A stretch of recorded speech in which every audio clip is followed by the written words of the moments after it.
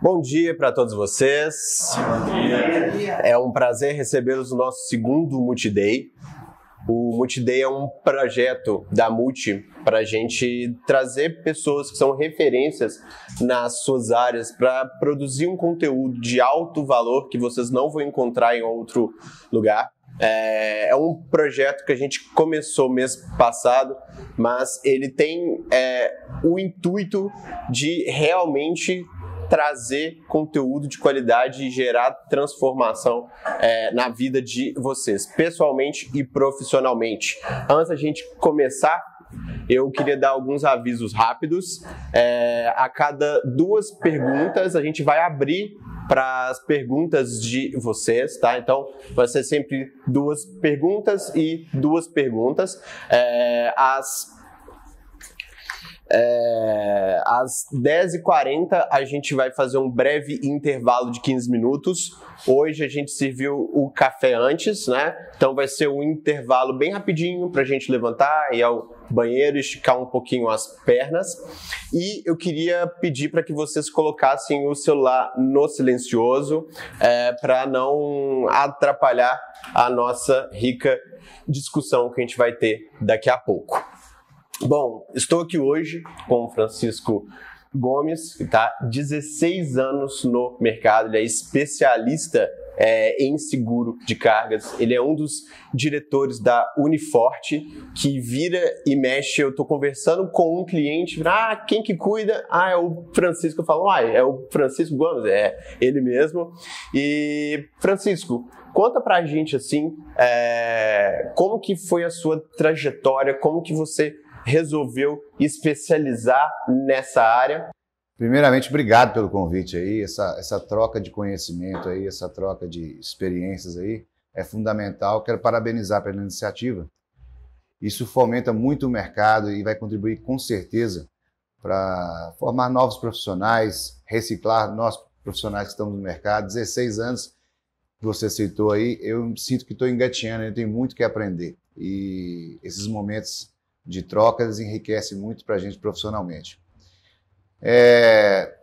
Eu estou na Uniforte há 16 anos, mas a empresa já tem 25 anos de mercado, foram fundada lá atrás pelos meus sócios, João Luciano e o Robson, oriundos de uma outra corretora que já estava no mercado há mais tempo também. E numa época um pouco mais difícil, e foi muito disruptiva a formação da Uniforte, porque haviam poucos players especializados em seguro de transportes. Isso falando da empresa. Da minha trajetória, eu iniciei lá atrás na área de mineração na Vale do Rio Doce, aos 14 anos, aprendendo na escolinha da Vale com o Senai. Depois dos 18, fui para a área de vendas e tive a oportunidade de passar na Coca-Cola e no Unibanco. E do Unibanco eu me encantei pela área dos seguros e tive uma oportunidade de uma outra corretora no sul do Brasil, onde eu iniciei a carreira. E pouco depois veio a ser convidado a compor a sociedade da Uniforte. E a gente está desde esse momento aí com uma crescente muito boa no mercado, sempre zelando por um atendimento de qualidade e com maior transparência. É um mercado que tem muitas características específicas, até no próprio linguajar do seguro, assim, gera muita dúvida em relação à interpretação de algumas coisas. E sinceramente, reforçando, a inovação não tem muito a ver com apenas, não pode ser resumida apenas em tecnologia, mas inovar até na maneira de se fazer, como vocês estão fazendo aqui, que é inovando na transformação e na passagem de informação, né? Essa mudança aí de pensamento, esse olhar agora que não é só tecnologia, não são só novas tecnologias, mas sim uma nova cultura. Eu penso que você tem muita tecnologia e pouca base de mudança de cultura na utilização da mesma. Isso acaba tendo um problema. Mas você tem muita coisa que já foi criada, inovada, e não consegue se adaptar no mercado. Então, eu acredito que esse bate-papo a gente vai falar muito disso aí. O ponto de vista que eu pego nessa questão aí. Inovar de uma forma, de um outro olhar. Com certeza. Isso que você falou sobre cultura é muito legal, porque eu estava em uma reunião algumas semanas atrás com o Luciano, que ele é o gerente de logística do Grupo Mantiqueira. Até a gente estava aqui conversando sobre isso antes, né? E ele estava falando assim que o objetivo dele é criar uma torre de controle, né?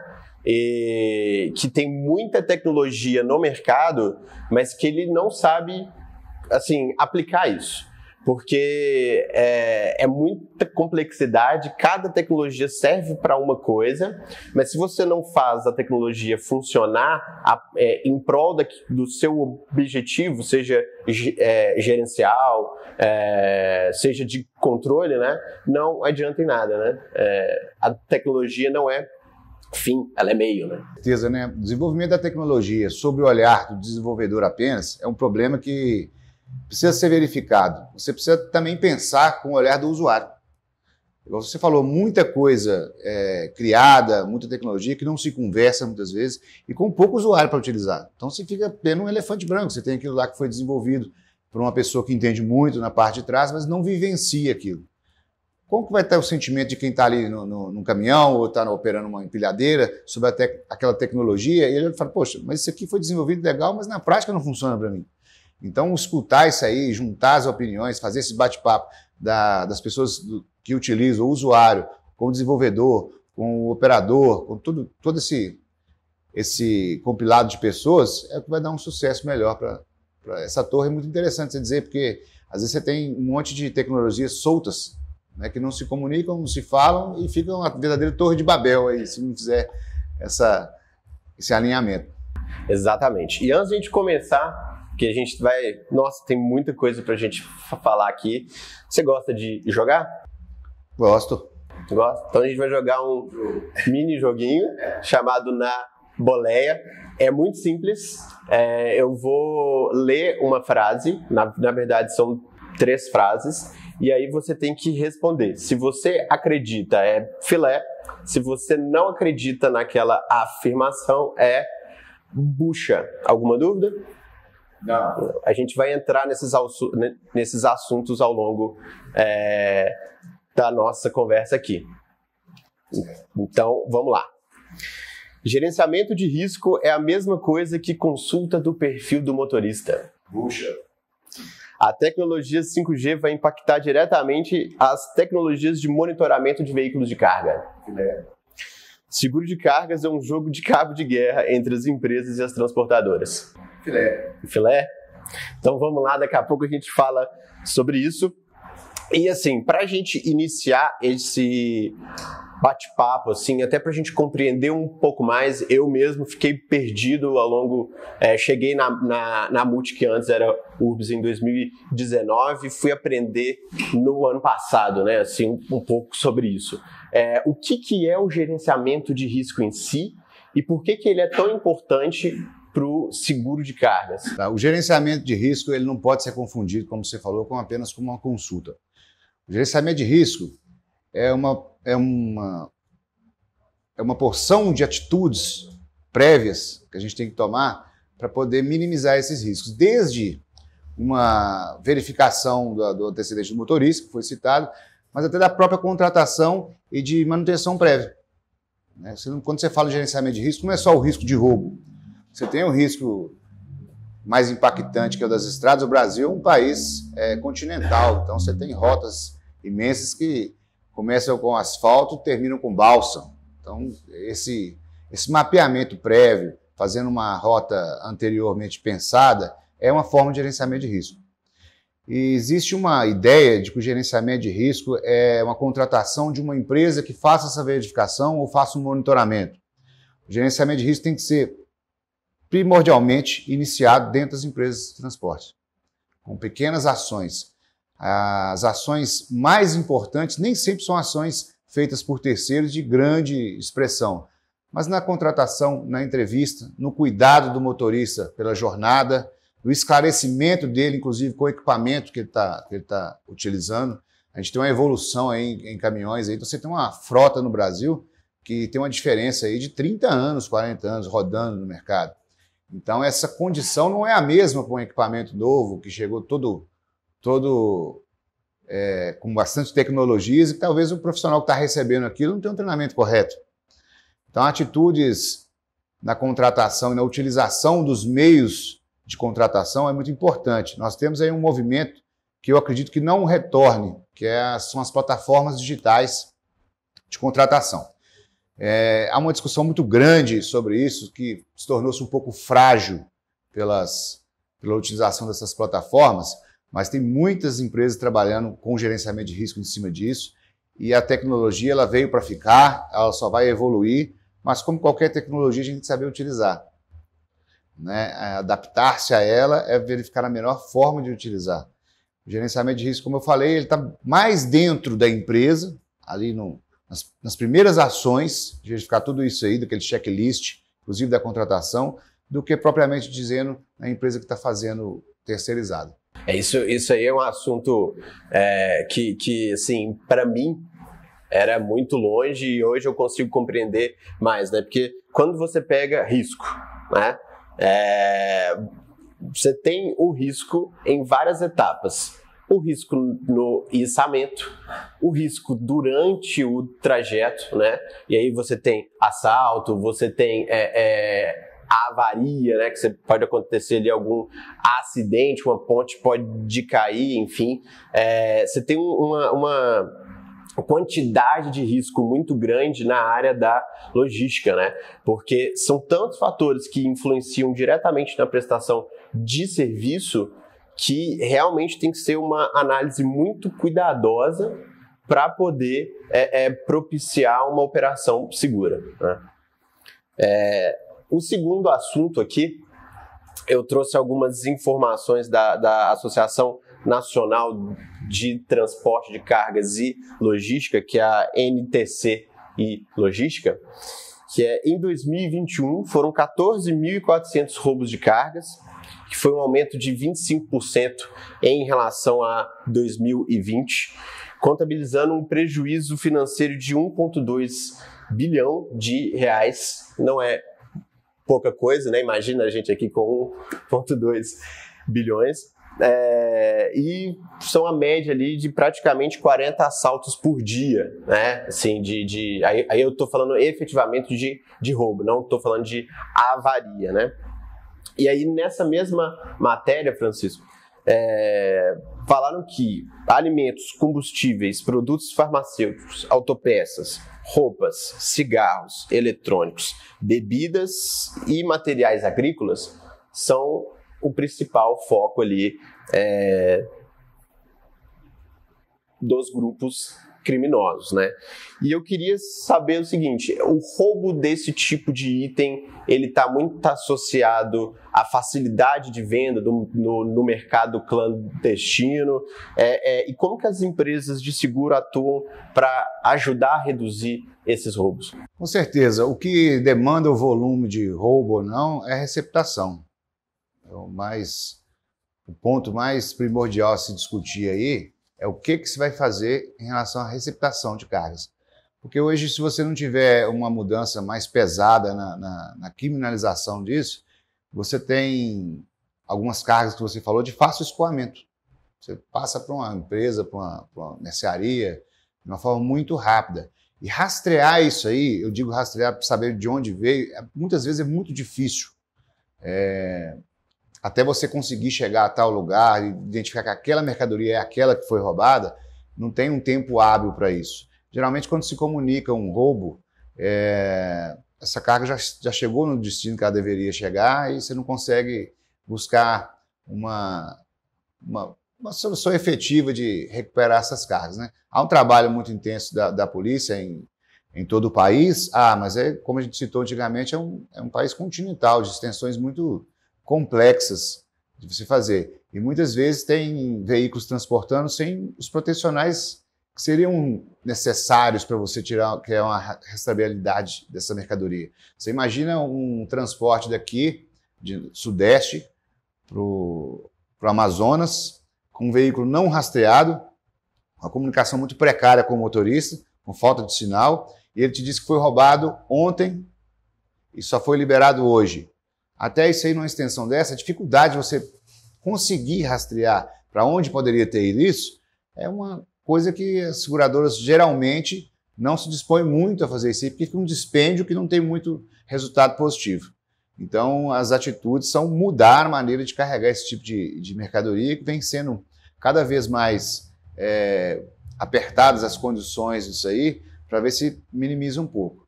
E o roubo, infelizmente, esse crescimento ele é real, e ele se dá aí a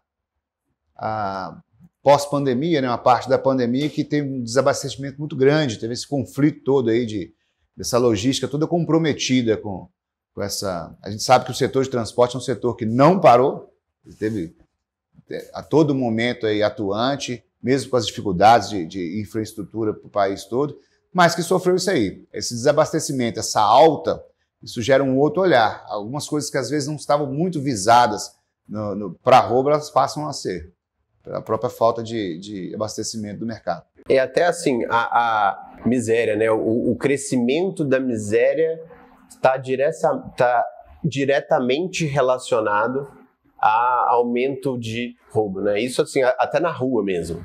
Então assim, quando um país entra em uma depressão, né? Isso é estatístico, assim, você já percebe um aumento muito grande de roubo e carga entra nessa linha, né?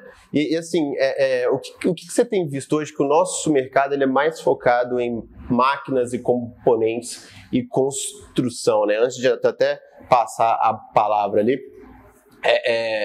esse mercado ele tem um índice de roubo muito grande, se sim, aonde que é localizado?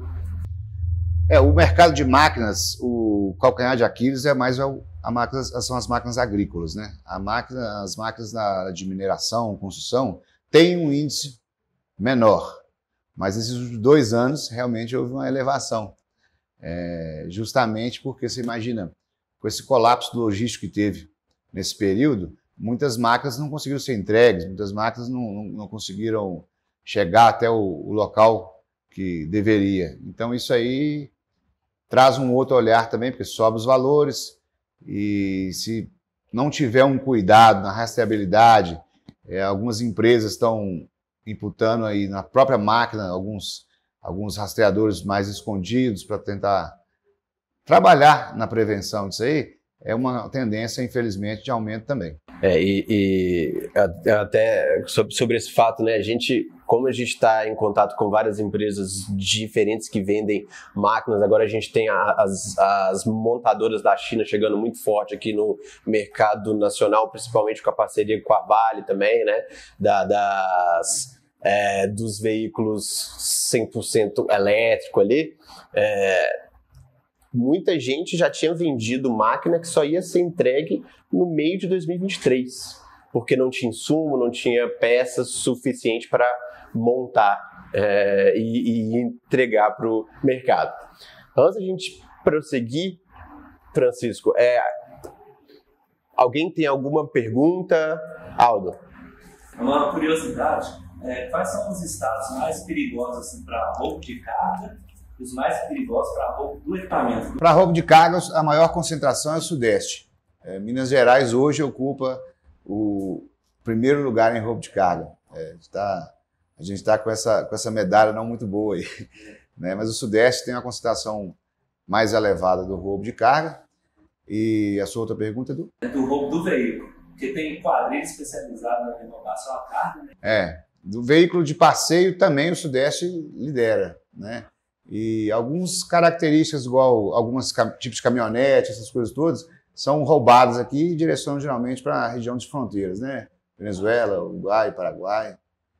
Mas é aquele negócio, todo o roubo ele tem que ter uma receptação construída antes. Não existe aquele roubo aleatório, é muito raro que haja esse roubo aleatório do meliante não saber o que ele está roubando, o que ele vai fazer. É sempre uma encomenda. O crime não quer ter esse trabalho depois que adquirir, digamos assim, aquilo que vai comercializar, aquilo já é previamente encomendado. É quase um crime sob demanda, né? É um crime, é o nome que fala, o crime organizado, tem toda uma indústria de funcionamento. Mais alguma pergunta? E tem 2 aqui, é o seguinte. É só uma curiosidade. O Interson, as quadrilhas, elas se organizam de forma a atuar que já está no mercado, por exemplo, roubo de caminhonete. Você sai aqui e sua caminhonete de fora foi roubada. Por que eles não atuam diretamente no transporte, numa cegonheira, por exemplo? Pega ali que tem 10 caminhonetes em cima, fica mais fácil, sem placa, apenas com chassi e nota fiscal. Seria muito mais fácil para eles. Essa seleção aí, a gente nunca vai saber ela profundamente qual que eles utilizam, mas ali, fazer ele pulverizado, na minha maneira de pensar, fazer de forma pulverizada, você tem um risco de ser pego menor, né? Isso aí seria uma demanda muito alta de fazer isso aí já com chassi, com tudo. E também estaria aí envolvendo, em vez de você estar cometendo um roubo com um indivíduo, numa instituição que está muito concentrada, com muito recurso, para poder buscar atrás, né, correr atrás de um roubo desse aí. Agora, quando você fala de uma pessoa que tem uma caminhonete, o recurso dela é limitado, o acesso à informação dela até de chegar à polícia, o poder público é mais limitado, então a chance de recuperação, a meu ver, ela fica bem menor. E na minha área, na atuação mais contratação, eu tenho esse cuidado de, igual o Guilherme falou, os itens roubados. A minha preocupação maior são os agrícolas, os itens ali que seguem. Porque eu vejo que esse roubo é muito feito no Mato Grosso, porque as quadrilhas de tráfico de droga utilizam desses produtos para poder esconder dentro disso. Então eu ainda vejo ele como mais perigoso, é isso mesmo? Sim, você tem ali uma facilidade de escoamento desse equipamento. Você imagina, na extensão que a gente tem uma máquina dessa agrícola no meio da plantação, para você identificar e saber que aquela máquina ali é objeto de furto, é uma coisa muito, muito mais difícil, né? Tem que desenvolver uma tecnologia de rastreabilidade que não seja muito fácil de identificação para poder conseguir. Depois, a estatística é, depois de 48 horas, as chances de recuperação caem em 70%. Tem uma discussão sobre isso e tecnologias chegando, porque quando você fala só de GSM, você tem o Jammer, a tecnologia desse que anula aquele rastreador de uma forma muito fácil e vendida aí no mercado de eletrônicos comuns. É um negócio que assusta. Você hoje for no mercado de eletrônico de rua, aí você encontra Jammer para venda. Então, a contra-tecnologia. Até foi ótimo você falar, a gente logo eu abro para perguntas novamente, mas sobre isso, Mara, e tem tudo a ver com o nosso próximo assunto aqui, uma amiga minha, olha só, ela estacionou aqui embaixo na Afonso Pena mesmo, na Praça 7, e aí tinham 2 carros que estavam com o alarme ligado, mas que não emitiam som. E aí ela viu vultos, 2 pessoas correndo, entrando nesses carros e arrancando. E logo depois os proprietários chegaram e os 2 tinham sido assaltados. Então a tecnologia ela avança para cá, mas ela avança para lá também. Eles usam eu não sei o nome disso, mas é um aparelho que faz com que o alarme do carro não funcione, não dispare. Então, olha só, né? E entrando sobre isso, qual que é a diferença prática, Francisco, entre isca, localizador e rastreador? Porque isso também é uma coisa que para mim era muito confuso e hoje continua assim. São tecnologias complementares. Quando a gente faz localizador, a função dele é de localização daquele bem, do veículo. Então, ele geralmente não tem o que a gente chama de periféricos, são os atuadores, teclado, botão de pânico, desengate. A função dele é dar uma localização pro veículo em si, pro equipamento, né? Quando você fala de rastreador, você está falando de um equipamento mais completo, que ele tem função de atuação junto à carga. Ele é um equipamento que ele comunica com o motorista, ele tem o teclado, aqueles periféricos que o motorista vai estar comunicando com a central de monitoramento. E isso é muito importante. Esse rastreador ele tem que estar sendo monitorado, ligado a uma gerenciadora de risco, ou a gerenciadora de risco própria do cliente, porque senão ele está só servindo como localizador, ele não está tendo atuação, que é a função dele. Tem tecnologias muito parecidas nos recursos aí, mas a gente tem uma gama boa de tecnologia hoje para se utilizar no mercado. E por último, a isca é chamado de equipamento de redundância. A função da isca, ela está escondida no meio da carga. Para quê? Se o mediante bloquear esse rastreador com o jammer, com o chamado chupa-cabra no mercado, que é o que anula aquele sinal, essa isca, geralmente, ela tem tecnologia mista, entre RF, que é a radiofrequência, que não vai ser inibida por esse aparelho, mas é um aparelho que tem que ser localizado. Existe uma que se chama de vassourinha ou alguma outra tecnologia nesse sentido, que vai localizar aqui para buscar. Mas a função da isca é muito deturpada no mercado, que a gente depara com pessoas colocando a isca com o motorista, ou identificada onde ela está. Não, ela perde a função dela é que ela seja algo que não seja de ciência do motorista e que seja disparado pela carga, para aumentar a chance de recuperar essa carga. Se fizer isso de forma aleatória, não colocar no local correto, entregar na mão do motorista, se eu fosse motorista e tivesse com isso na mão, menor sinal de roubo eu ia entregar. Não vou colocar a minha vida à frente disso aí. Então, não é só a tecnologia, a diferença, espero ter explicado, é essa aí, mas é também a utilização, o treinamento, que a gente falou lá atrás de cultura. Você tem ali uma ferramenta, tem disponível um recurso, mas não está treinado para utilizá-lo. Então, ele, muitas vezes, ao invés de te ajudar, pode até te atrapalhar. E essa questão do rastreador, assim, né, que você falou que tem o teclado, além de você poder ver se o veículo parou ou não, se ele está em alta velocidade, quais são as análises que você consegue extrair de um rastreador que esteja instalado, né, que é algo que você não consegue do localizador ou da isca? Tem uma gama muito grande no que diz respeito à telemetria, até para controle de combustível. Alguns têm um recurso audiovisual que está ali monitorando o motorista. Tem uns dados interessantes que eles têm equipamento que consegue fazer a leitura de nível de cansaço do motorista, até para você disparar um alerta, você está já apresentando algum sinal que precisa parar, precisa descansar. E vem cada dia mais, agora vem trazendo novas tecnologias, novas possibilidades de atuação. Mas esse bate-papo, essa conversa, a comunicação do motorista e com a central de monitoramento e a inteligência embarcada, você consegue colocar as rotas, você vai de ponto A a ponto B por aquela rota. A inteligência embarcada, você consegue colocar uma cerca eletrônica, o simples fato dele sair daquela rota já é um motivo para bloquear o caminhão.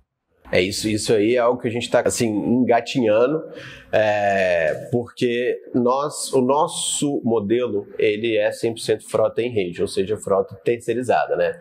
Hoje no Brasil, de acordo com as informações da própria NTT, nós estamos falando de 700 mil autônomos pelo Brasil afora. Parece um número grande, é um número grande, mas que está muito concentrado na região do Sudeste e Sul, e também pega ali um pouco do Goiás, né? E você tinha falado sobre essa questão de cultura.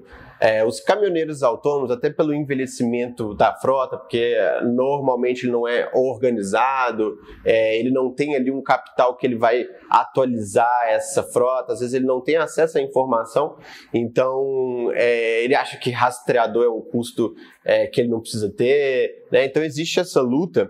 E o que você está vendo de movimentação do mercado para suprir essa carência e para suprir essa informalidade?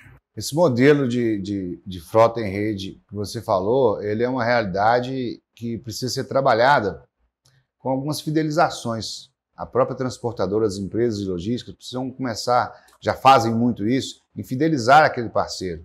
Tem empresas que cedem um rastreador, por exemplo, para o caminhoneiro, e ele se compromete a fazer 3 viagens no mês, dependendo da distância, o que for. Essa parceria precisa existir. Mas o que precisa mais é a consciência e a mudança de cultura e de pensamento, chegar para esse profissional e abraçar esse profissional e vender para ele, explicar para ele os ganhos que ele tem com aquilo. Porque de um lado tem um sentimento, o caminhão é meu, eu não quero estar rastreado por uma outra empresa e está sendo controlado. A minha liberdade de trabalhar é ter o meu caminhão. É um pensamento. Por outro lado, quando você vê a falta de caminhões com rastreador, você vê um nicho de mercado carente. Então, se você investe naquilo de alguma forma, você vai atender, vai ter um frete melhor. É comprovado que a diferença de frete aí compensa o investimento muitas vezes. O que precisa é uma questão de incentivo e esclarecimento.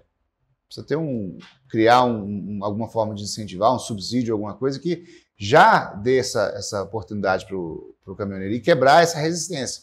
É uma resistência de que, poxa, eu estou com o meu caminhão e vou te ceder, está sendo monitorado e sob o seu controle.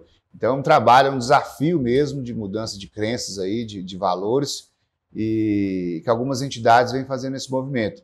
Então a gente precisa muito abraçar isso aí. Você falou, tem frotas muito antigas aí que não conseguem trabalhar com esse tipo de equipamento. Para tornar isso realidade, algumas empresas fazem a própria rede de parceiros e, de alguma forma, beneficiam de garantia de números de fretes e tal, para que isso incentive a adaptar. E não é uma coisa que, a meu ver, retroceda. Com o 5G, com tudo, só vai baratear, porque é o normal, como o celular, né, como algumas tecnologias vão ficando mais acessíveis, e uma tendência a melhorar a comunicação disso, a utilização e os recursos. Até porque, assim, quando a gente vai levar os custos, né? Hoje, Sascar, assim, não sei se você sabe esse valor de e-commerce, quanto mais ou menos fica a instalação completa? Eu não sei te dizer ao certo o valor completo, mas tem uma modalidade muito utilizada por algumas empresas, que é o comodato. Que é o comodato, né? Empresta, a empresa arca com esse custo, né? E garante o seguinte, porque qualquer equipamento torna-se obsoleto com o tempo. E na modalidade de comodato, geralmente, eles se responsabilizam pela troca e atualização do equipamento. Então a empresa aluga, aquele caminhoneiro, aquele parceiro, ele paga uma mensalidade menor do que ele pagaria. Sim, algo em torno de R$300, uma coisa assim, para ele utilizar. E o que melhorou muito, o que era mais oneroso no equipamento, era a comunicação em si. E isso hoje ela democratizou um pouco mais, ainda tem que melhorar muito, mas democratizou um pouco mais, colocando de uma forma mais abrangente. E geralmente esse equipamento, sendo do caminhoneiro, ele consegue espelhar para cada empresa que ele vai trabalhando. Então isso dá para ele uma oportunidade de trabalho mais ampla. Mas tem muito o que melhorar ainda, e eu acredito que uma atitude de repente um aceno aí do governo e algum incentivo de subsidiar isso aí de alguma forma, algum plano de aquisição para o caminhoneiro, seria uma das saídas muito importantes. Nossa, ótimo. Foi até bom você ter falado isso, porque a gente agora, dia 12/12, nós vamos finalmente tirar uma ideia que é um spin-off, né, da Multi do papel, que é a criação da Vomo.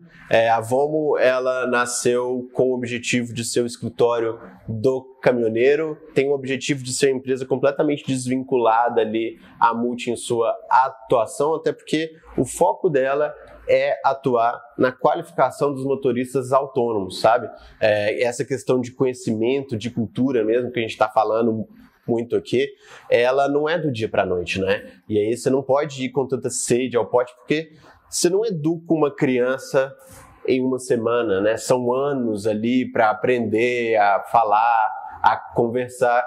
Então você não educa um ser humano rápido, né? Tem que ter paciência, tem que ter tato, a pessoa tem que se sentir acolhida, que aquilo vai fazer bem para ela.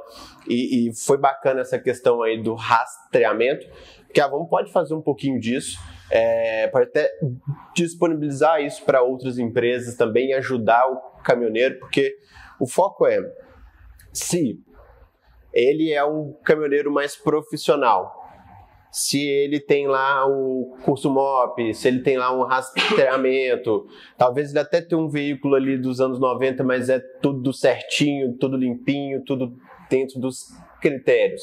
Eu ganho com isso, o mercado ganha com isso, o consumidor ganha com isso também, porque eu vou conseguir, aos poucos, baratear a logística, aumentando o volume de caminhoneiros mais qualificados. Então, assim, isso foi muito bacana. E aí, abrir para perguntas. Alguém tem alguma? Mara e Pablo. Pode ir.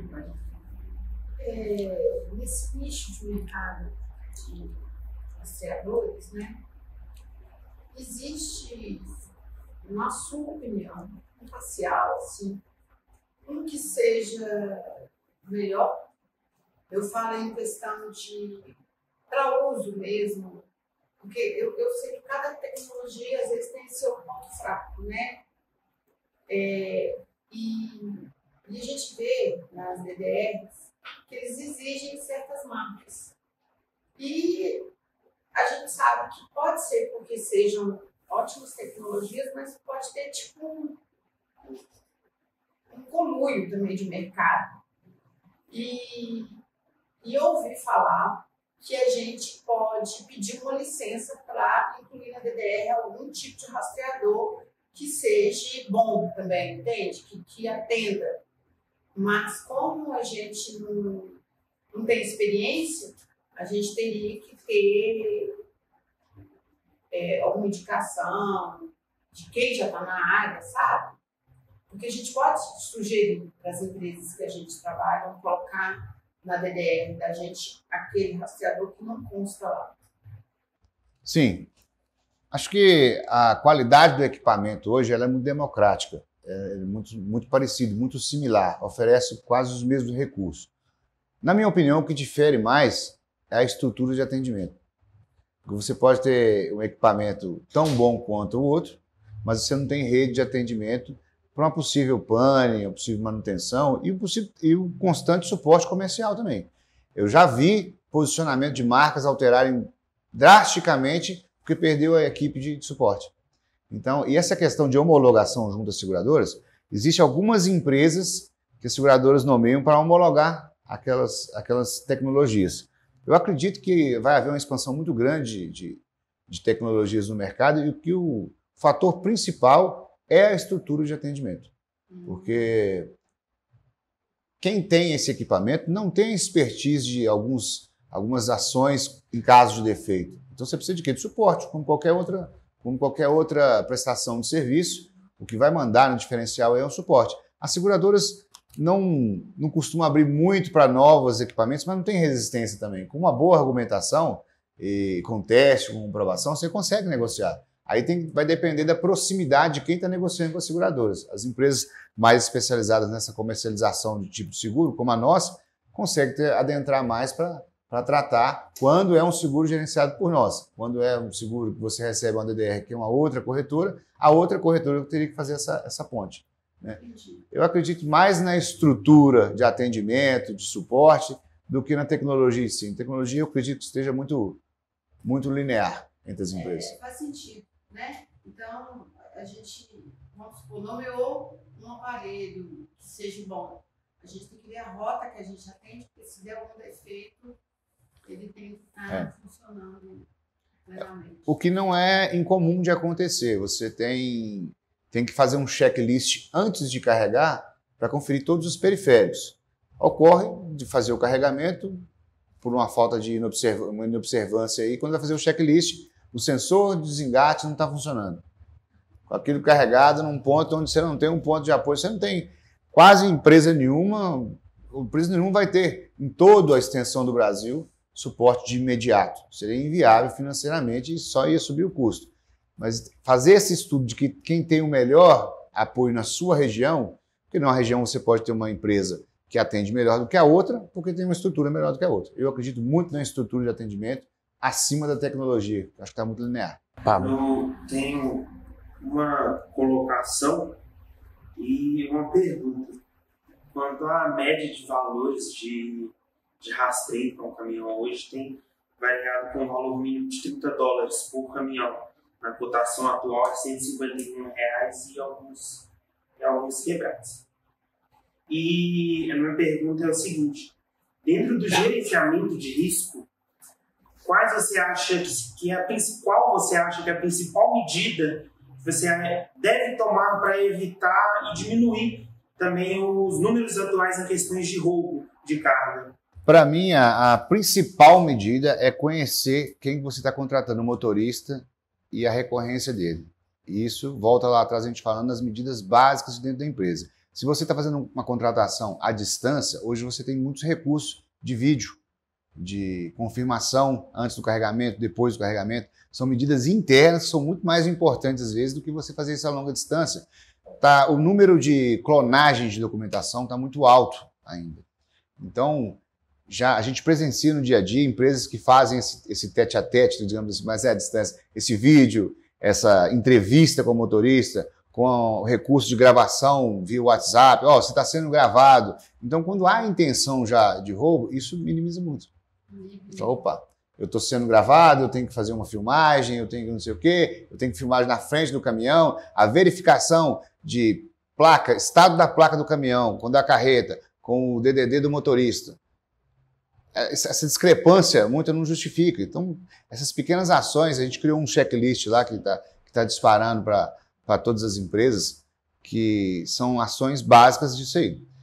Sobre o outro ponto que você falou um custo em torno de $30 por monitoramento avulso. Seria isso? Monitoramento por caminhão avulso. Então, tem algumas gerenciadoras de risco, tem umas gerenciadoras de risco que trabalham de uma forma diferente, às vezes com pacotes. Você vai comprar X, aí a gente consegue um custo melhor e é uma questão de negociação. Mas o avulso geralmente tem um custo mais alto mesmo. Mas até pela disponibilidade, você está expondo um risco para uma arrecadação menor. Então aquilo vai ter uma oneração. É chegar, sentar com as gerenciadoras, ter boas gerenciadoras do mercado e buscar um plano de pacotes. Que aí você consegue reduzir isso aí, eu acredito que significativamente. Sim, você ia comentar algo? Eu já volto em você, Mário. Você ia falar algo? É só um comentário, porque eu estou passando uma situação nessa. Tem uma liberação de Roraima para Piracicaba. Eu tenho 2 motoristas na situação para definir. Aí tem um DDD 62, o sinal já carregou para a gente, eu conheço, e tem um 19. Eu fiz opção pelo 19, Piracicaba, por quê? Porque o motorista ele quer chegar em casa. Ou seja, o 62 ele vai parar no 62. O 62 é onde?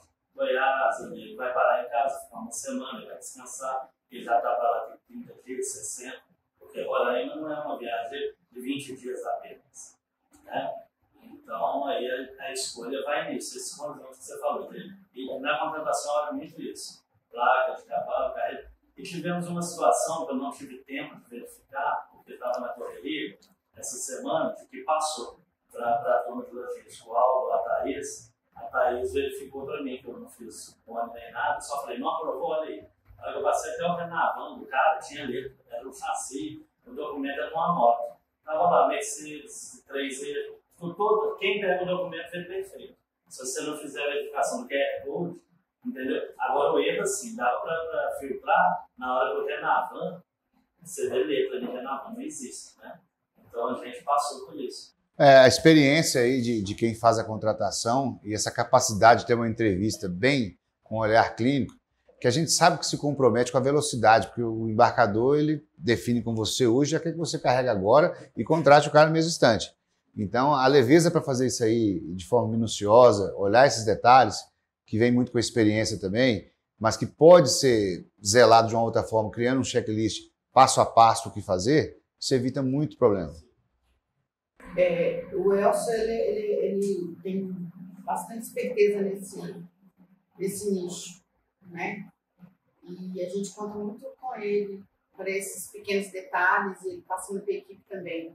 Agora, a gente pode, que eu estava pensando nessa conversa, a gente pode incluir a vitimologia, dependendo do tipo de carga e do local que ela está indo. Está sendo implementado agora na maioria das seguradoras para os primeiros embarques do motorista que não tem histórico, a vitimologia com certeza é um negócio que eu não vejo que vai voltar atrás e não fazer mais, porque apesar da discussão jurídica muito forte em cima disso, da legalidade ou não legalidade, mas se cercar disso aí é algo importante, né? São medidas internas da empresa que podem evitar muito problema, né? Porque a gente sabe que o problema do roubo não é um problema da seguradora em pagar.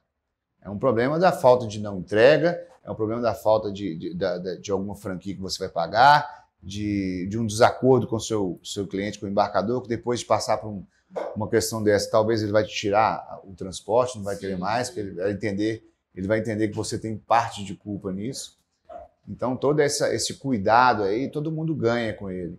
São vários roteiros. Eu sei que muitas vezes isso vai atrasar no início de embarque, mas é importante para o transportador, para o operador logístico, também ter essa clareza com o contratante dele. Olha, tudo bem, você quer que faça dessa forma, mas você já verificou isso.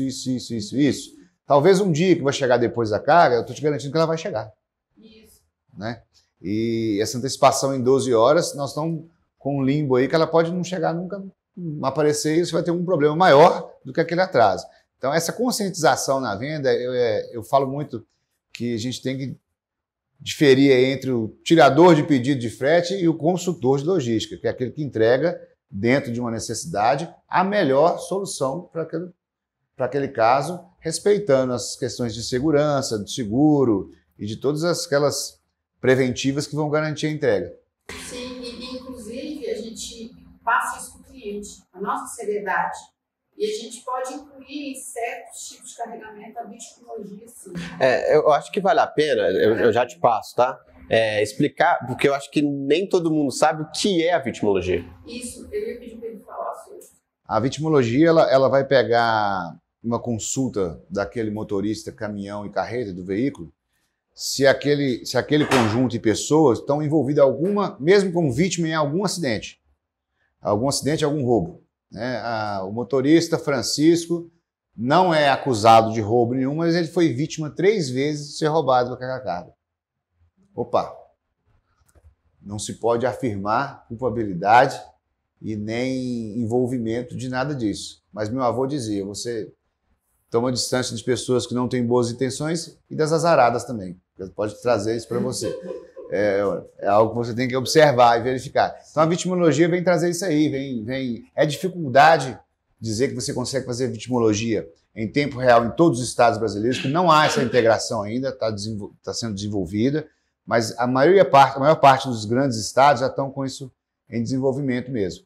E isso é uma forma que se esbarra muito na discussão jurídica da legalidade de fazer essa consulta. Então, isso ainda está em trâmite em alguns sentidos, mas eu acredito que vai ser forma usual em curto período de tempo. Sim. Como tem empresas que já fazem, a gente pode nomear certos tipos de carregamentos mais sensíveis a fazer. Não só mais sensíveis, mas motoristas que não têm nenhum histórico contigo. É isso. Né? Porque você vai estar hoje disponível com ferramentas de plataforma de contratação, onde aparecem motoristas que nunca teve algum tipo de envolvimento contigo ali, que chegou, não, esse cara está na rota que eu preciso para atender aquela necessidade, está indo para aquela região, mas ele nunca foi consultado com a gerenciadora de risco, ele nunca trabalhou nem para mim nem para outras empresas, e vai consultar ele no gerenciador, não, é o primeiro cadastro, assuste com o primeiro cadastro. A frota, lógico que tem pessoas iniciando no mercado, sempre tem, mas é um mercado que já está fomentado de grandes profissionais antigos aí, que já passaram ou por uma ou por outra gerenciadora de risco. Então é importante implementar sim essa questão aí, principalmente nas cargas com maior sensibilidade, de disposição a roubo e nos primeiros carregamentos. Para a gente fechar esse primeiro bloco, eu sei que alguns de vocês pode ser que tenha alguma dúvida, mas a gente vai abrir mais 2 rodadas. A Thaís. Há pouco você tinha dito sobre os rastreadores, né? Na questão de cada um depende do seu suporte. Se hoje, na sua opinião pessoal, você fosse escolher entre 3 rastreadores, um SAT, um Delink e Sascar, qual você escolheria? Boa pergunta. Difícil de afirmar porque eu tenho a seguinte situação. Tem estados e locais em que um é melhor do que o outro, então isso oscila. Isso que me traz a dizer que depende da estrutura. Dependendo da operação, eu vou te falar que é um. Dependendo da operação, eu vou te falar que é outro. E empresas sofrem problemas. Recentemente, a Sascar teve um problema de invasão, que foi notório, de invasão de crime cibernético. Ela saiu do ar.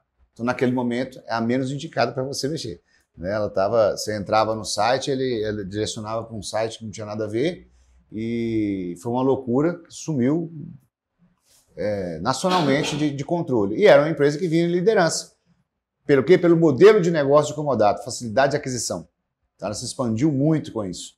E naquele momento se tornou um dos piores pesadelos. Então é difícil falar assertivamente. Nesse momento, talvez a tecnologia X no Sudeste funcione melhor. Mas oscila de uma forma mais rápida do que poderia ser. Eu falo assim, na questão de o motorista ele conseguir manusear o equipamento. Por exemplo, um Delink, eles moradores, ela tem 2 estágios, onde o motorista precisa dar o início de viagem e a saída carregada. A Sascar já não tem os 2 estágios, só precisa dar o início de viagem para conseguir seguir a viagem. Então, assim, o equipamento mais fácil de manuseio, se você acha que é qual? Entre o Delink, o Sascar e o SAT. A opinião do mercado que a gente tem escutado é que o Sascar tinha algumas facilidades Mas, volto a te dizer, foi o que teve mais problemas. Será que a facilidade não foi algo que gerou essa porta de problema também? Eu acho que... Eu não sou usuário direto da tecnologia, para te dizer, e também, assim, a minha opinião de usuário para outra pode diferir muito, mas eu acho muito parecido. Não acho que tem muita... Lá atrás você tinha tecnologias mais diferentes aí, da época da Autotrac, que é uma pioneira que teve aí, mas que também já ficou um pouco para trás das novas tecnologias. E você tem dentro da mesma tecnologia versões diferentes que oferecem mais atualizadas, que oferecem mais facilidades. E é muito um alinhamento também em conjunto com a gerenciadora que está fazendo. Essa comunicação de criar os processos corretos, as macros certas, o processo correto. Às vezes, não é o equipamento em si que oferece dificuldade, mas a utilização dela que não está sendo perfeita, não está sendo da melhor forma. Então, para mim, continuo dizendo, é muito similar às três que você falou aí. São muito similares, oferecem basicamente o mesmo recurso. Gente, o primeiro bloco, então, foi finalizado. Daqui a mais ou menos 15 minutos a gente volta, são 10h27, 10h40 eu conto com vocês aqui na sala. Espero que vocês estejam gostando e logo logo a gente volta para a segunda parte aqui, que a gente vai conversar sobre tecnologia 5G, a gente vai conversar mais sobre essa questão de transportadoras e empresas. Voltamos para o segundo bloco. Vou pedir novamente para os celulares no silencioso, a gente pegou ali, esqueceu, deixou. Francisco, hoje a gente vê assim que, até pela informalidade, até a gente estava conversando agorinha há pouco, pela volatilidade das empresas no mercado, né? Uma hora surge uma empresa, outra hora essa empresa sai, e aí a que estava lá 20, 40, 50 anos, ela reestabelece, ganha aquela conta ali.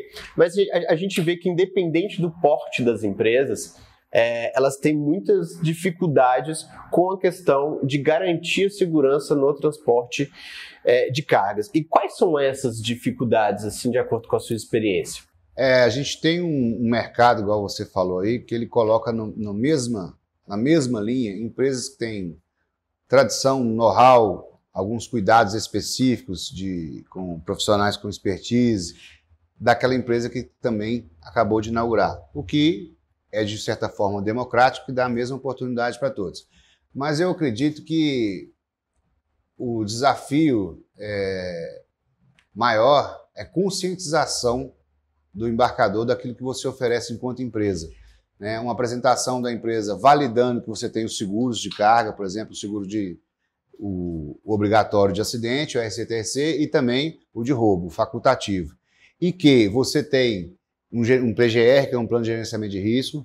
Então, discutir isso com o cliente, tirando do foco só o custo, que a gente sabe que é um negócio muito importante, primordial, que tendencia muitas vezes a ir por essa linha do custo, mas uma venda com uma apresentação mais enriquecedora, dando ênfase aos valores que a empresa tem, os cuidados que a empresa tem. Por exemplo, dependendo do tipo de mercadoria, o seguro ambiental que se tem contratado que o outro não tem, tudo isso é custo. Como que você chegou naquela formação daquele custo, daquele transporte? Através disso. Então, acho que uma forma de minimizar essas dificuldades é criando sempre uma apresentação mais enriquecedora com todos os valores que a empresa tem, todas as coisas que ela tem ali embasado para garantir o ressarcimento em caso de algum sinistro, tanto de avaria como de roubo, e as garantias que ela está oferecendo para o embarcador. Em contrapartida, eu já vivenciei isso no mercado, do cliente virar para a gente e falar assim, não, mas o meu seguro deve estar mais caro porque o concorrente está apresentando a tanto. Pede o embarcador para pedir para você e para ele esses certificados, essas coisas. Aí ele falou assim, não, o outro não tinha um seguro de roubo, não. Então não tem como você ter o mesmo custo que ele. Então esse desafio de dialogar aí com o contratante e entender como está sendo feita aquela composição de custo é muito importante. É um desafiador, mas é importante. É muito bacana você ter falado sobre essa questão da educação do cliente, né? Porque ele está vindo até a gente porque a gente é um especialista na visão dele, né? Se ele soubesse fazer o que a gente faz, ele não ia contratar a gente, ele ia executar. E aí essa parte até nem pode ir para as mídias, porque é um assunto delicadíssimo, mas a gente voltou a fazer uma operação com um preço, né, maior, principalmente por causa de segurança. que a empresa, a gente já fazia aquela rota, é uma rota rodofluvial ali, é mais fluvial do que rodoviária, que é coleta em Manaus e entrega em Juruti. E aí, olha só o que aconteceu, né? Ah, tá caro, contratou uma outra empresa local. Beleza, vamos lá.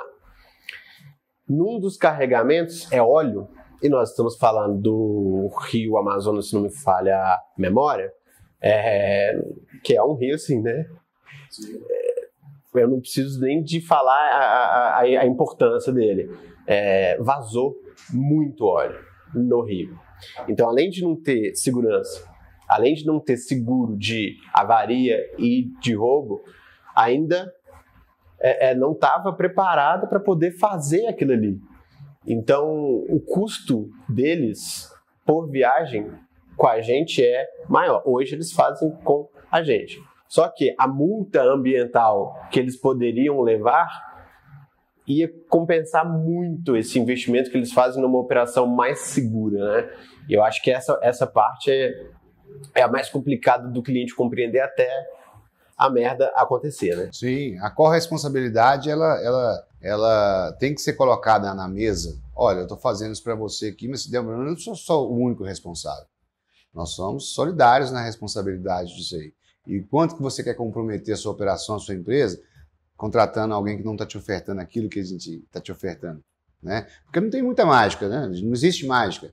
O imposto, ele pode diferir de alguma estratégia legal, mas é meio que linear para todo mundo. Os custos de petróleo, de combustível, do seguro, meio que são lineares. Então, se a discrepância é muito grande de algo que custa X com 1, 2, 3 e meio X com um quarto, tem que ser verificado com a lupa bem direitinho, porque alguma coisa não está sendo cumprida ali. E aí, entrando até na segunda pergunta, eu estava conversando com o Clemente da Mundial Risco, eu acho que até você conhece ele, e o Edevando, que é da Angelira, que é uma seguradora de um dos nossos maiores clientes, né? E aí, uma coisa que ficou clara para mim, que o seguro de cargas é um movimento conjunto entre as empresas e as transportadoras. Só que as empresas aumentam o nível de exigência assim que algum problema acontece, e as transportadoras, para poder cumprir com essas exigências, elas aumentam o seu custo, porque elas vão colocar ali equipamento, né? Então, mas ao mesmo tempo, a empresa quer pagar um frete cada vez mais barato, para a margem de lucro delas aumentar. Você deve acompanhar muito essa discussão. Primeiramente, o que você tem a dizer sobre isso, a compartilhar sobre essa briga entre esses dois players? Eu acho que um caminho primordial para isso é uma educação do mercado sobre os riscos que se tem de fazer esse movimento. O mercado de seguradora ele não aumenta muito exponencialmente, então as seguradoras, né, quem vai comercializar o seguro e as corretoras, vão fazer um movimento de rouba-monte. E nisso aí cria-se estratégias de vamos atacar o embarcador aqui, dentro das formas legais, oferecendo a DDR e uma apólice de estipulação.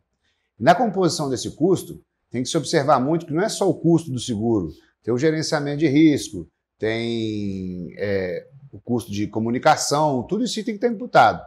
E muitas vezes, até por desconhecimento, não digo você pega um compliance de uma empresa e fala, eu preciso pagar até tanto, e por desconhecimento, coloca uma determinada regra que você falou, fragiliza a operação, né? Aquela seguradora, por exemplo, o embarcador que absorveu tudo aquilo, se ela tiver prejuízo, ela vai buscar formas de fazer regresso nas transportadoras.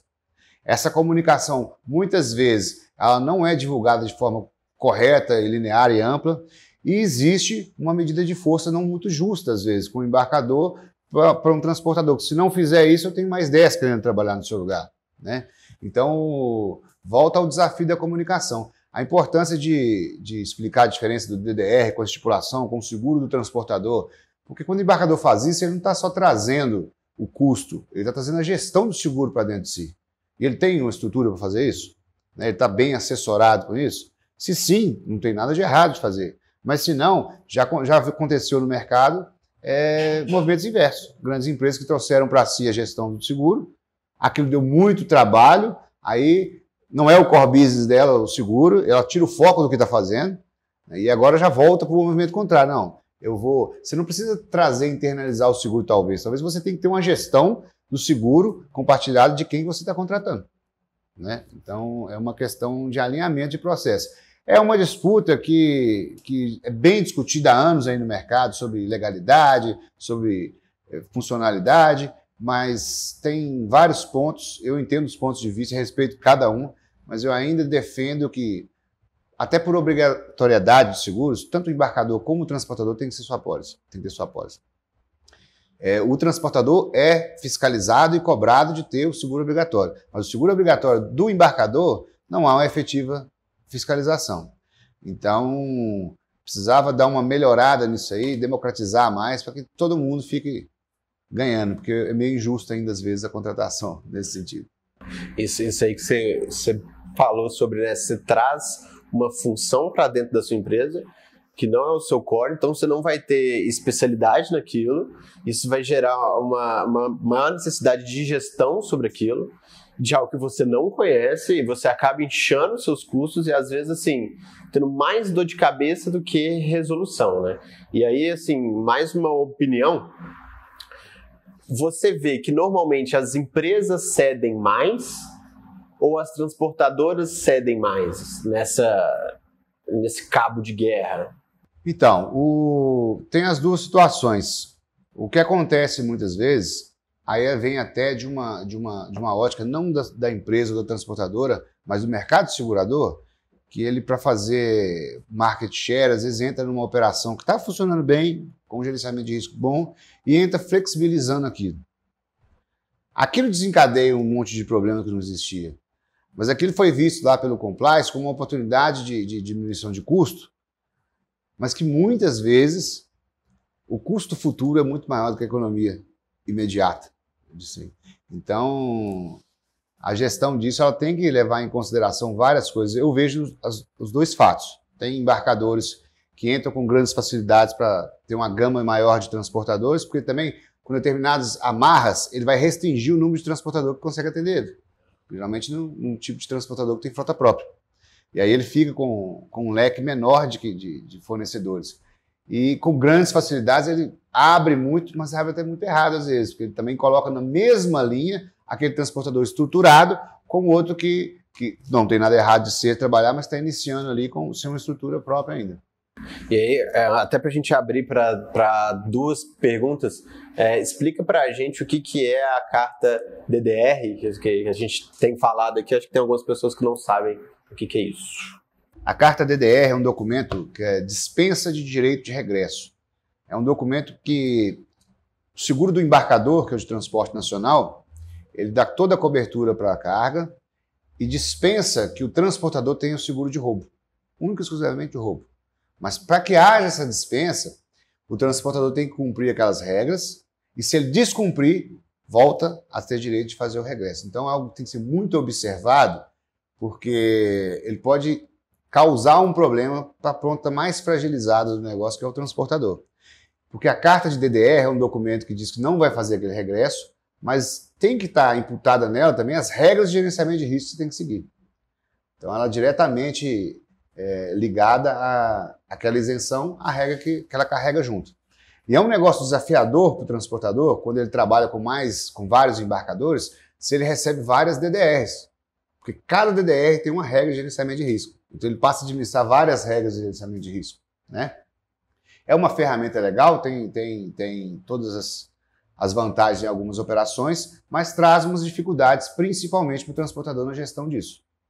Então tem que ser muito observado com quem te auxilia na contratação do seguro, para observar para você também a DDR que você está recebendo e te alertar daqueles pontos. Olha, isso aqui você está recebendo, mas se você fizer isso, isso e isso, você está descumprindo. Algumas DDRs vêm, mesmo sendo isenção só de roubo, mas vêm com exigências assim, que não cabem àquela função. Ano de veículo. O ano de veículo pode ter influência, talvez em acidente, mas na função da DDR, que é só eximir o roubo, não tem muito sentido, mas está lá.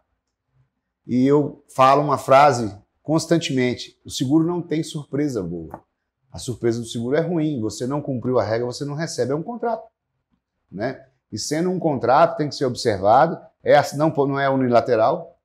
Tem que ser assinado, visto e revisto. E qualquer dúvida, dupla interpretação, tem que ser esclarecida antes do início da operação. E aí você falou sobre a questão do seguro de acidente, né? Que ele é obrigatório, né? Não é o de acidente, é o de acidente RC-TRC para a transportadora obrigatório. E o RC-DFC? RCF-DC, que é o facultativo de desaparecimento de carga. Que é esse que a DDR pode exibir. Certo. Sobre essa questão, assim, até ficou um resquício assim, de dúvida sobre a DDR, porque o que acontece? Olha só, tem uma empresa que a gente é cliente, nós fazemos a operação spot deles, que a gente não assina a carta deles de jeito nenhum. Primeiro, porque a carta deles não segura completamente o que eles contratam a gente para transportar. Então, assim, máquinas e equipamentos mesmo, a carta não atua em cima desse tipo de item. Atua em cima de mangote, que é uma mineradora. E acontece em outros casos, né, da gente receber, igual essa aqui eu vou até falar, da Sotrec mesmo. Uma carta que tem equipamentos que eles vendem e que não está ali dentro. Então, quando você puxa essa responsabilidade para a empresa e você não tem esse conhecimento, né, de olha, eu tenho que colocar tudo ali, porque senão o risco é meu, você corre muito mais risco do que você pagar o seguro para um terceiro e fazer essa gestão em cima do seguro dele, né? E aí a transportadora fica como um vilão de não querer assinar, mas na verdade ela está protegendo o próprio cliente. Sim, isso é muito comum no mercado, você verificar algumas DDR com texto errado mesmo. Sabe? Você coloca lá assim, a cobertura de máquinas e isso. Mas você faz, igual você falou, o spot dele, que às vezes você vai transferir um escritório, você vai mandar computador, você vai mandar alguma coisa que está fora, está nos itens excluídos ali. Então a importância de fazer um comunicado oficial dizendo, olha, você me contrata para isso, me deu uma DDR, mas a sua DDR exclui esse tipo de mercadoria. Tem que ter ciência, porque a DDR, uma vez que você colocou essa exclusão, você excluiu o CNPJ. Então tudo que for inerente àquele cliente vai estar fora da sua responsabilidade. Então isso aí, nitidamente, é um erro de comunicação na escrita, inclusive, do documento. Né? A gente vê isso aí, às vezes, mais comum do que o seria habitual. Né? Então, é onde tem que ter uma consultoria de seguros que tenha especialidade naquele ramo, porque senão você está pagando por algo que você não vai receber. Então, né, é uma venda errada, digamos assim. Exatamente. E aí agora, partindo já para o próximo assunto, você está há 16 anos no mercado, tem muita experiência, assim. E o que você está vendo que é o futuro, até em termos de novas tecnologias que você está observando lá fora ou aqui no Brasil mesmo, e inovações, assim, né? Muito se fala sobre a eficiência do reconhecimento facial na verificação do motorista, enfim. O que você conta para a gente, de acordo com a sua visão, de acordo com a sua experiência, das inovações e tecnologias e do futuro do seguro de cargas? Eu te digo que tem muita coisa a mudar. No campo de inovação tecnológica, eu acho que nós, mundialmente, estamos muito bem, até atropelando em algumas coisas. Mas é o que a gente disse lá atrás, não adianta você ofertar inúmeras inovações tecnológicas, mas a inovação na maneira de pensar e na cultura não acompanhar. Né? Você vai ter um carro de alta performance para transitar numa estrada de terra, ele não vai desenvolver. Então, trabalhar isso tem que ser concomitante, ou profissional ou mercado com a tecnologia. Enquanto isso não se conversar de uma forma mais efetiva, a gente não evolui muito. Né? Tem diversas feiras, semana que vem eu te falei que eu estou lá na Fenatran e vai ter lá, com certeza, novas tecnologias. Existe um movimento de algumas empresas adquirindo outras para mudar essa questão da logística em si e alterarem o próprio seguro. Né? Você imagina o seguinte, a própria logística foi muito alterada com as plataformas de Uber, de outras coisas, tem empresas utilizando essas plataformas para fazer a logística. E dentro do seguro, dentro da legislação, não é permitido que não são veículos de transporte.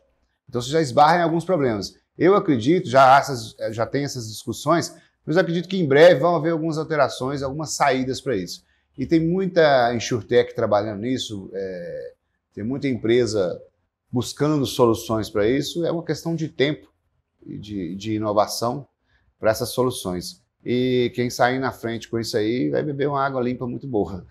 É o famoso Oceano Azul. Não sei se você conhece essa é uma metodologia de negócios, né? Mas é você encontrar em um mercado vermelho uma oportunidade que ninguém observou e aí você chega na frente e já domina aquilo ali.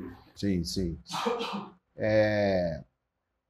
Eu acredito que as seguradoras em si, e tem um movimento delas, de algumas, precisam investir também na inovação nesse sentido, sabe? Uma conversa entre a equipe de gerenciamento de risco, com a equipe de inovação e com a equipe de subscrição, não pode continuar, muitas vezes, falando separadamente. Se não houver essa união e essa troca de ideia para entender esse mercado, igual você falou aí, eu vejo um mercado com grandes oportunidades. Tem o Brasil, vamos falar não só de transporte, mas, por exemplo, de frota de automóveis, tem menos de 30% da frota segurada. Né? Tem surgindo outras coisas. De carga, você tem aí menos dos embarcadores por não cumprir a obrigatoriedade, tem uma gama de oportunidades. Eu escuto muito falar, você falou de 16 anos, eu escuto muito de falar assim, o mercado está muito difícil, que tem muitas corretoras hoje, tem muito isso. Olha, sinceramente, eu acho que não está mais difícil do que anteriormente, porque anteriormente a gente não tinha toda a tecnologia para verbação, era tudo máquinas manuais, você tinha que sair daqui, transitar até interior para levar um coletor de dados, uma coisa, é tudo online. Você implementa uma apólice no mesmo dia, faz um treinamento online, tudo a tempo e a hora. Então, eu acho que é uma questão aí de visão pessimista como otimista. Eu vejo um mar de oportunidades, uma facilidade de comercialização. Isso que a gente está fazendo aqui, esse canal de chegar até o consumidor, de distribuir informação, é algo que tem que ser aproveitado como o Oceano Azul que você falou. E aí, assim, eu sempre falo sobre isso, principalmente com as pessoas novas. Eu até tirei isso recentemente do nosso processo, mas você falou sobre essa questão de como que a logística amadureceu, né? Quando você pega a Amazon e o Mercado Livre, né? Hoje o Mercado Livre, indiscutivelmente, no Brasil, engole a Amazon em vários números, assim, né? Globalmente o jogo vira, né? Mas o impacto que essas empresas trouxe para consumo e para logística e para a expectativa da empresa quando contrata uma transportadora é muito grande. Porque antes, para você comprar, você tinha que ir num shopping, né? Ou você tinha que ir numa loja de centro. Aí agora você pode entrar ali no seu aplicativo, pedir, um dia estar na sua casa. E aí muita gente pega isso e acha que a logística pesada ela é igual, né? Se eu contrato um frete de uma máquina hoje e eu vou tirar de Contagem e levar para Juruti, tem que chegar lá o mais rápido possível. Só que nós estamos falando de Juruti. Nós estamos falando de balsa. Primeiro que não tem balsa, não necessariamente você consegue alocar o caminhão na balsa daquele dia. Você tem estrada de chão, você tem chuva, né? Então esse impacto ele é bom para o consumidor, mas aí a gente tem que ter a maturidade de diferenciar as coisas, né? E ao mesmo tempo as transportadoras têm que se adaptar para educar o cliente e mostrar para ele que você vai receber a informação em tempo real, coisa que você não recebia antes. Você vai ter várias comodidades, mas mágica não tem como fazer. O caminhão não voa, né? Então, é isso. E aí, mudando para o próximo assunto, falando sobre rede 5G. A gente viu ali a implementação da rede 5G aqui no Brasil esse ano. Deu problema demais. Não sei se você teve isso, mas eu que uso o TIM. nos primeiros dias estava caindo o sinal telefônico toda hora. Ainda tá em fase de melhoria. Exatamente, né? Mas, igual eu estava comentando com o Wesley, uma das grandes referências para a gente é uma empresa europeia chamada Sender. Essa empresa ela até comprou a subdivisão da Uber, que a Uber tem uma subdivisão chamada Uber,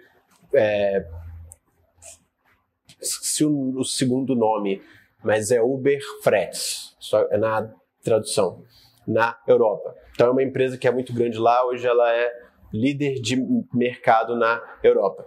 E lá eles têm tecnologias instaladas no caminhão e no celular que eles conseguem fazer o acompanhamento durante toda a viagem, principalmente através da rede de celular.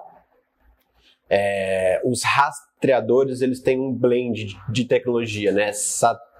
Satelital, GSM, e os caminhoneiros eles reclamam muito do custo do rastreamento, né? Quando a gente vai tentar conversar sobre isso.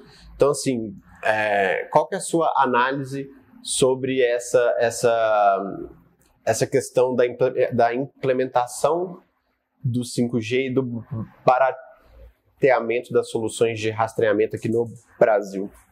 Olha, eu acredito que o ganho é imenso aí em velocidade, em tudo, e a gente sabe que nós temos problema de extensão aí, onde o 5G não vai funcionar por agora tão cedo, mas automaticamente ele já vai para o 4, 3 e vai ter uma redundância, não vai deixar de funcionar. Mas é o que você citou do telefone.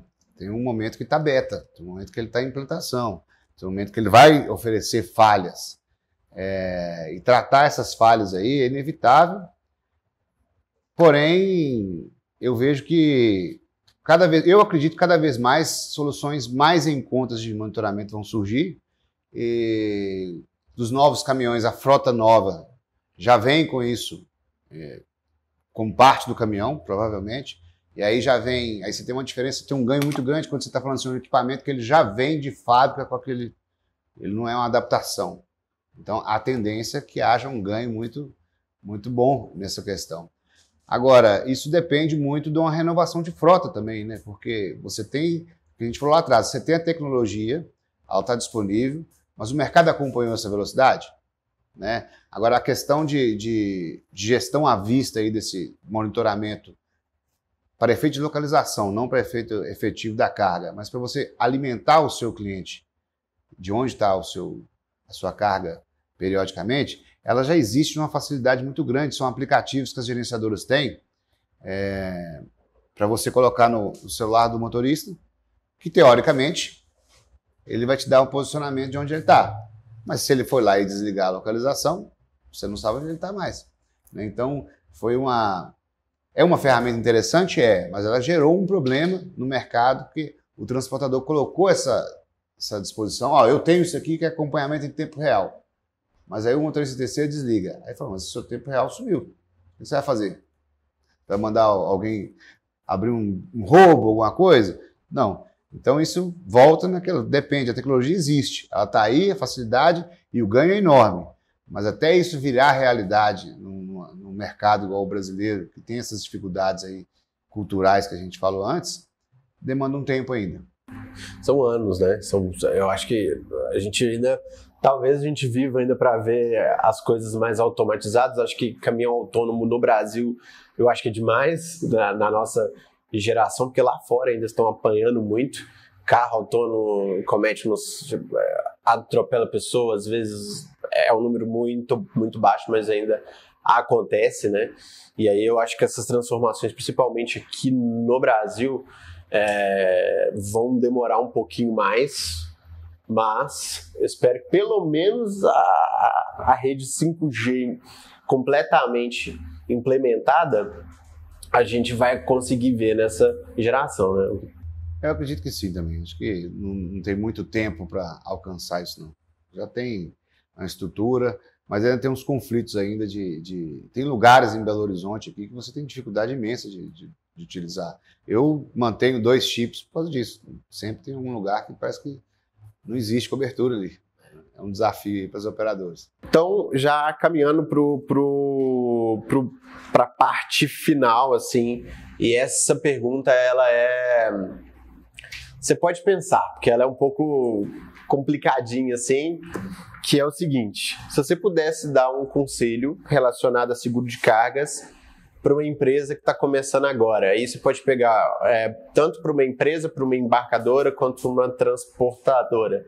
Qual seria esse conselho? Um conselho só. Seleciona um profissional especialista naquilo. Entenda que é um contrato que tem duas partes que tem que ler, entendeu? E pergunte ao máximo. Uma opinião pessoal minha. O cliente mais desafiador de você atender é aquele que não te questiona. Porque o contrato seguro em si, o papel, ele é comercializado por nós, corretores, pelo banco, por outro mais. A diferença é quem vai te dar aquele suporte especialista para entender os pormenores do contrato. É muito frustrante quando você tem um evento, algum sinistro, alguma coisa, e aquilo está fora de cobertura e o segurado demonstra que não estava sabendo, coisa assim. Não é um negócio que deixa ninguém à vontade. Então, eu costumo dizer para a turma que trabalha o seguinte: quando você assina um contrato com muita facilidade, desconfie dele, porque você vai ter algum problema lá na frente, né? E conscientizar todo mundo disso aí, de que é um contrato, tem que ser lido, tem que ser analisado por um especialista, para mim é o mais importante. Então, são 3 pontos, né? Você pode repeti-los rapidamente? Contratar um analista, ler o contrato e questionar o contrato. Beleza, tá anotado. E se não tiver, tá gravado aqui até pra gente mesmo. E para finalizar, a última, depois se vocês tiverem alguma pergunta também pode ficar à vontade. 3 dicas de livros ou filmes que mudaram a sua vida profissional e pessoal. Pai Rico, Pai Pobre. É um clássico. O Homem Mais Rico da Babilônia. E Sobre a Brevidade da Vida, de Sêneca. Filosofia que traz uma outra, para mim, trouxe uma outra ótica da vida, do que é importante, o que é valor e o que a gente tem que ter. Eu acredito muito, os 2 primeiros falando de educação financeira e o outro mais ligado para a educação emocional, que na era que a gente tem hoje, nunca teve tanta abundância de informação, mas informação superficial, e muita gente trabalhando muito e não conseguindo abundância financeira por falta de conhecimento financeiro, educação financeira, e muita gente adoecendo emocionalmente por falta de educação emocional. Então, acho que esse pilar ele é mais importante do que a volatilidade de muita informação tecnológica na ponta. Não adianta, você tem muita informação, muito acesso e não sabe lidar com aquilo, emocionalmente e financeiramente. E isso traz grandes frustrações e prejuízo para o mundo como um todo, na minha opinião. Esse terceiro eu não conheço, vou até pegar depois para poder dar uma lida.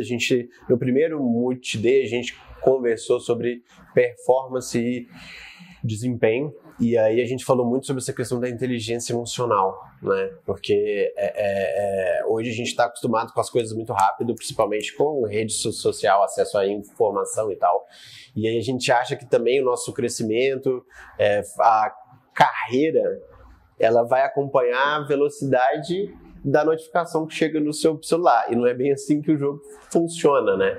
Se você pode ser generalista tranquilamente, né? Aprender vários assuntos, mas é importante também você especializar em alguma área, compreender a fundo, para você conseguir entregar valor e para você conseguir que as pessoas te valorizem, né? Isso é um ponto. E que eu vejo que as empresas hoje, elas pecam muito nisso. Tanto que hoje você tem uma onda de startup, que eu encontro uma dor, eu vou lá, faço um PowerPoint foda, convenço um cara a colocar uma grana em mim, e aí passa alguns meses, eu recebi, igual um caso de uma empresa de São Paulo, que recebeu no passado 42 milhões de dólares, esse ano mandou todo mundo embora e fechou as portas. Agora, o que você fez com 42 milhões de dólares em um ano? Mágica não existe, né? É o que você falou aí.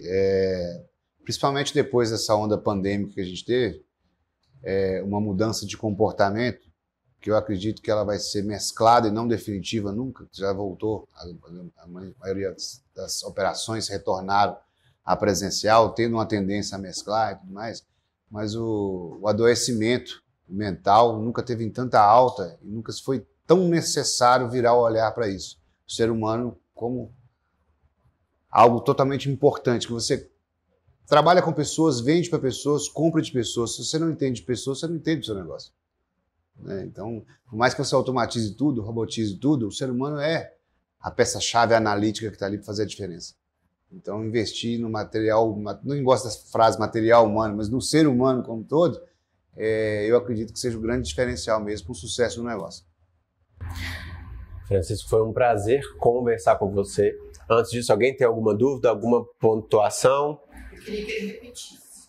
O nome do livro? Do livro, do filme. Eu falei até eu não tenho filme também, eu falei do livro Pai Rico, Pai Pobre, O Homem Mais Rico da Babilônia e sobre a brevidade da vida, que é um livro de Sêneca, filósofo. E eu também tinha anotado aqui um filme que eu gostei muito, novo aí. São dois filmes do mesmo cara, um é mais novo, o outro é mais velho. O Clique, do Adam Sandler, eu acho um clássico maravilhoso sobre a valorização do que é importante na vida. E o último que ele lançou, que é Arremessando Alto também, que fala sobre os seus objetivos, o que você quer, o que você vai fazer, e superação mesmo. E eu achei um filme, ele é novo, mas eu vi umas 3 vezes, para me pegar aquele pedaço. Achei muito interessante, quando ele fala umas frases lá, que eu acho que vale a pena ver. Nossa. Alguém? Mara foi? Foi. Não tem tudo. Então, Francisco, muito obrigado por ter participado do Multiday. Esse é um dia muito importante para a Multi e também para a produção de conteúdo de valor para as pessoas. E espero recebê-lo na nossa sede nova, que você não teve oportunidade. As pessoas, não sei se você sabe, mas o Francisco, você está com a gente há mais de 10 anos, isso eu tenho certeza. Bem mais, né? Sim. Mas aí a gente tem que retomar essa visita aí, que ficou afastado esse tempo também aí, não fui lá ainda, depois eu tive um afastamento pessoal aí, questão do acidente, mas agora, promessa na Câmara, eu estarei lá. Manda fixamente para ela aqui, prometo. Estarei com vocês presencialmente para uma visita e tomar um café, será um prazer. Isso, obrigado. Espero ter contribuído de alguma forma aí e agradeço imensamente a recepção de vocês. Nós agradecemos.